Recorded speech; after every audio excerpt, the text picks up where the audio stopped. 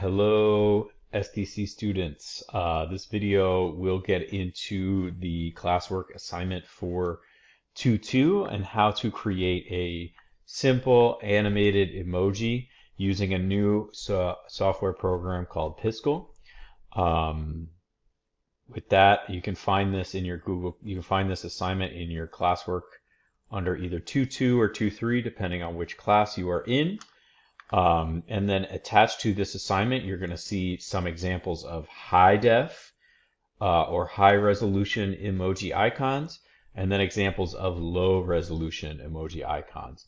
Piskel works with lo-fi or 8-bit graphics, so it is everything is going to be way more pixely. So if you're looking to create smooth blend, smooth fade, smooth texture, this is not the program for you. You might want to look somewhere else, but for now we're going to keep it lo-fi, keep it low-tech, and work with Piskel. So here is the link for Piskel, so I'm going to just open it up. When you get here for the first time, if you have never used this program before, you can see some examples of what they call sprites. Sprites are short animated characters. They can either be like a character or cartoon or some sort of abstract design, scrolling design. And they can have anywhere from 2 to 25 different frames.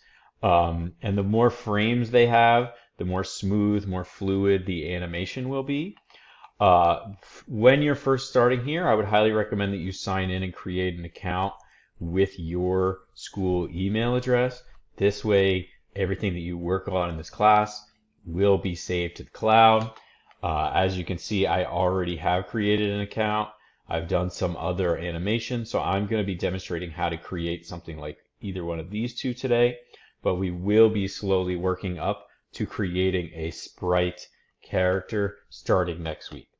So when you first get here, the first thing you're going to want to do is click Create Sprite, and it will take you to a blank page. So the blank page, a little bit of overview of the blank page. You should be familiar with the idea that the toolbar is on the left, and the canvas is in the middle, and then over here you have more detailed properties and settings and those kind of things. If you do not see a grid on your screen like this, you can go to the Preferences and click Enable Grid, and I like to make my grid red so that it stands out. You can change the color of the grid, but you can see why like a black grid kind of blends in too much. So I'm going to make mine red. And then I'll just go back and click anywhere else to get out of the settings. The other tidbits about how to use Piskel. Each one of these little squares is 1 pixel tall by 1 pixel wide. So it may look like you're creating a very big graphic. If I put this circle here, it may look like I'm creating a very large picture, but if you can look over on the right, this is how big my actual artwork is at 1 times the size. I can also zoom in on my preview to see it bigger, but just know that you're working on a very tiny graphic, so you will have to enlarge it a little bit at the end when you're finished. So I'm going to get into some of the tools that you're going to use to create an emoji. The first thing to get started, I would highly recommend at least knowing an idea of like which one of these emojis you're going to be doing, whether it's smiley face, heart face, teardrop face, face palm, crying, laughing, crying out loud, whatever, it's up to you. But choose one of these or winking so that you know a little bit about what you're going to be doing. I'm going to do these heart eyes, and I'm going to see if I can make the heart eyes kind of get bigger and smaller. So I'm going to go back to Piskel, to my blank canvas, and I'm going to start by drawing a circle. So the circle is pretty easy. If you hold down the Shift key, it says it will keep it 1:1 ratio. So I will start at the top, and I'll hold, see if I don't press Shift, it can get messy. So I'll press and hold Shift so that it is pretty circular. I don't think that was totally in the center. The nice part about having this grid is you can totally see if it has 2 boxes here and 2 boxes here, you know it's in the center. Now I could just draw the individual eyes, with, that's not a good heart, with a pen like this and kind of draw the eyes. However, this does have a feature called vertical mirror pen, which is super great for doing symmetrical features. So now anywhere that I draw on the one side will automatically repeat on the other. I think I put that a little too big, so I'm going to undo. The shortcuts for undo, as well as many other shortcuts, are you can see if you click on that little toolbar down here, are the same. Control Z and Control Y are undo and redo. Copy and paste are the same. Zooming, you can use the plus, minus to zoom in. Pen is P, and that's a good one, and E for eraser. Those are also very good. So let me just do Control Z, and I'm going to move the eyes just a tiny bit further down so that I have room. Oh, too close. So that I have room to draw them without bumping in to the edges. And next I'm going to do a big old smiley face here. Maybe put like a little extra thing on the sides. If I want to erase, I can either use the eraser to kind of erase individual pixels in case I don't like it right there. There's a little weird dot right there and right here. So now I've got a nice emoji, but now I'm going to start to color it. So to color things in, I'm going to use the paint bucket. And the way the paint bucket works is it's just going to color in everything that it can within a specific area. So I will select yellow, but no, it does not need to be yellow. I might want to make mine kind of pink for Valentine's Day. Why not? And then I'll make kind of a dark, actually, let's go with the traditional yellow for demonstration purposes, but I will make my hearts nice and red. And I might want to get rid of the outline so that the outlines are kind of solid hearts. Yeah, that's looking pretty good.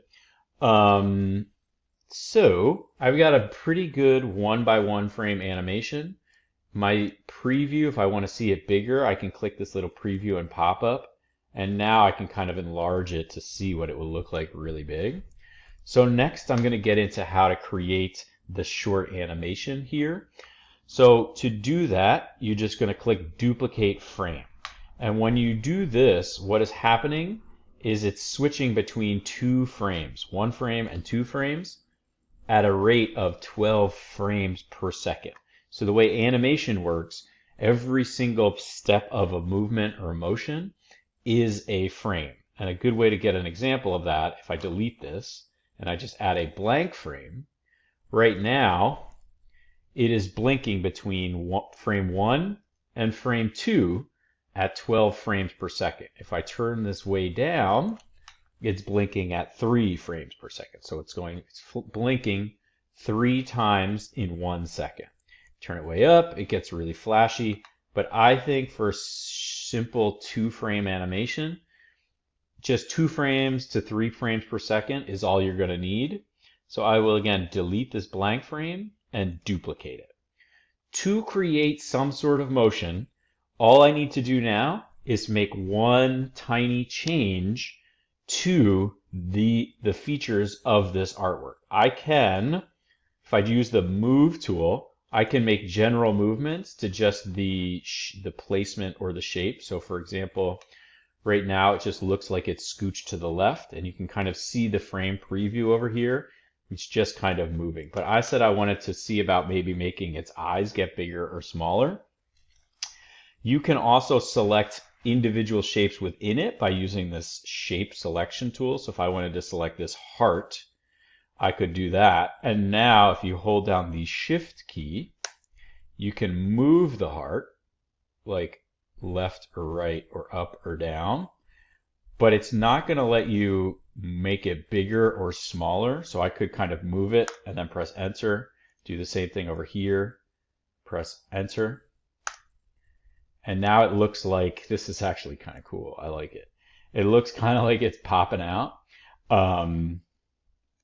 So let's actually exaggerate that a little bit more and do that again, a couple buttons over.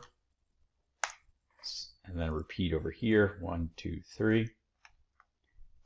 Enter. And next I just got to fill in these little extra gaps. I could fill it in with just the same old yellow, but I think I'm going to make it a little darker so that it looks like a shadow that's being cast by it like popping out.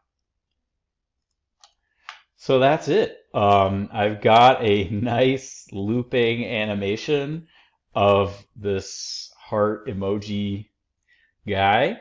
To export this graphic and be able to upload it to Google Classroom, all you want to do is first save it to the cloud, heart emoji, and now it will be saved in your gallery when you come back, but you're going to also need to hit export. And then I like to change the scaling to 10 here so that it's a little bit bigger, and then just click download. And now what will happen is it will download as an animated GIF. You can add it to Google Classroom, send it to your friends, post it on Instagram, do whatever, but only if it is an animated GIF. You can't do it straight from Piskel. So if you have any questions, please email me and we can go over this in class. But that is how you create a simple 2-frame loop animation using Piskel. I hope everybody's safe and well and have a great day.